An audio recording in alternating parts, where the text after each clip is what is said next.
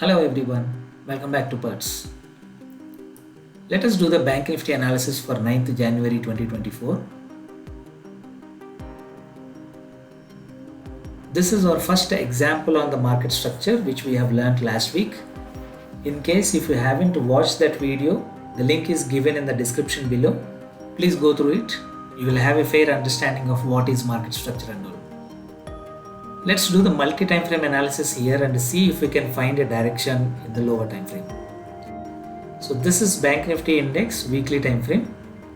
We can see in weekly time frame market has given a break of structure on the higher side.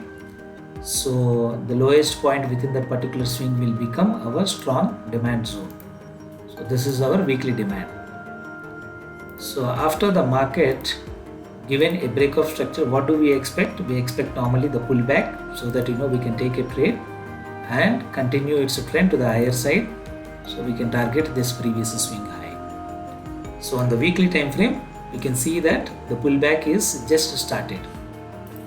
So what is our directional bias on weekly? It is bullish. And what is our trade plan? We need pullback, which has just started. Now let's go to daily time frame. What do we see in daily time frame? Again in daily time frame, we can see there is a break of structure on the daily time frame. Let's mark it here. So where is our strong demand zone? Strong demand zone is here. This will be our daily demand zone. So unless until this strong demand zone is taken out, the market is not actually the bearish in daily time frame. So whatever the bearish signs that you see here, this is all internal pullback on the major swing structure, right? Whatever the pullback that we see here, this will be internal pullback only. So on the major swing structure we are still bullish. On the internal side we are bearish. How do we confirm the bearish? From here if you see, the market continued to make higher highs and higher lows, whereas here it has made a lower high because it has closed below the previous swing low. So because of that confirmation, we can say that market has just started its reverse direction. So our first supply zone is here. This is our daily supply zone. But remember, this daily supply zone is weaker compared to this strong demand zone because our major swing structure is still bullish. So at any point of time, this supply can be taken out. But as of now, on the daily side, on the internal structure, we are bearish. Okay, let's mark it here. So here on the daily time frame, we can see it is internal bearish. So what is our trade plan? We are bearish until this particular swing high is taken out. Okay, so this is our daily resistance point. So until this is taken out, we continue to remain on the bearish side. Let's look at 1 hour time frame. So in 1 hour time frame, what do we see here? There is a break of structure on the higher side, right? So this is 1 hour break of structure. If this is the break of structure, where is our strong demand zone? The lowest point of that particular swing. So this is our strong demand zone. So after the break of structure, what happened? Market pulled back, continued to pull back towards the demand zone. So right now on 1 hour time frame, what is happening? We are approaching towards the demand zone. So market can come down to this particular demand zone in 1 hour time frame.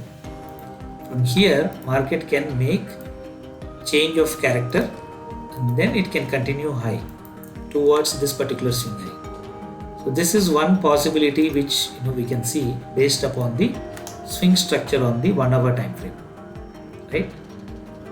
And if you take a trade here, for example, let's say if you take a trade here, where is your stop loss?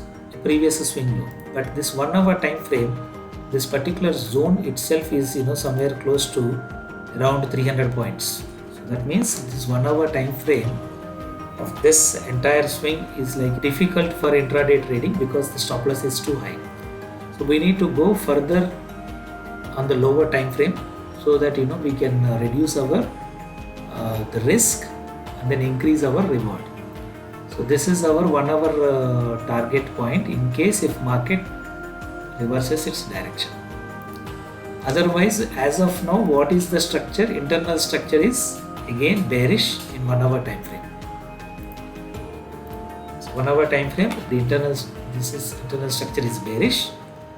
We're still looking for bearish side, but we remain conservative because it is approaching the demand zone. So we are not aggressive in selling, although the overall structure is bearish.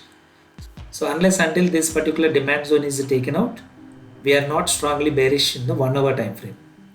So it is still after the break of structure, market is just in the pullback mode. Now let's look at the 15 minutes. In 15 minutes, we can see that market turned bearish because it has already closed below the previous swing low. And already it is in the bearish mode earlier, right? It's already in bearish mode and it further given another break of structure. So with this break of structure, where is our strong resistance in the 15-minute time frame? This will be our strong resistance in the 15 minutes time frame. So by looking at this structure, ideally what do we look? We look market to retrace so that we can take a short trade, which can help us getting the better risk reward. Okay, our risk will be only this much, the reward will be this much. So ideal way of doing the trade is this, because after the break of structure, every time we look for the pullback. Let's say if the market opens gap down, or if it opens somewhere in this zone and then it is falling, do you think taking a short trade is high probable? In my opinion, no, because we are approaching 1 hour demand zone, which we have already seen. So let's mark it visibility in minutes. See, we are approaching 1 hour demand. Although 15 minutes is in bearish mode, we are approaching 1 hour demand. So I will remain cautious here, but my view on the 15-minute time frame is again bearish.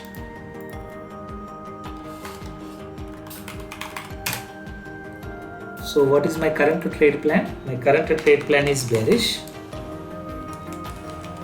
until it shows change of character. So I remain conservative trader again here.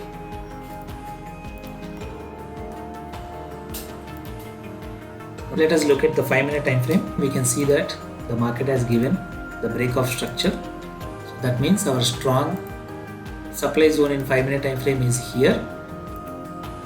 This is 5-minute supply. After the break of structure, market tried to go up, but somehow it couldn't go up. So it formed a zone here and then formed another break of structure. So what is our new resistance now? This will be our new resistance in the 5-minute time frame. But this is not the strong resistance because it has not actually pulled back to this supply zone. So in 5 minutes, strong supply is still here. So this can act as a resistance point. This is a supply point. So like we have seen 15 minutes or 1 hour time frame, we are ideally looking for a pullback at least towards this zone, and then if we can see any change of character on the downside which facilitating our major trend in 5 minutes time frame, then we can take a short trade and targeting this previous swing low to be taken out. That is our idea currently. In case if it opens gap down, or in case if the market opens within this slightly gap up within this particular zone and then continues to go down, Probably that's not a good idea to short according to me. Although in 5-minute time frame it looks overall bearish, I don't want to be aggressive trader here because there is 1 hour demand zone.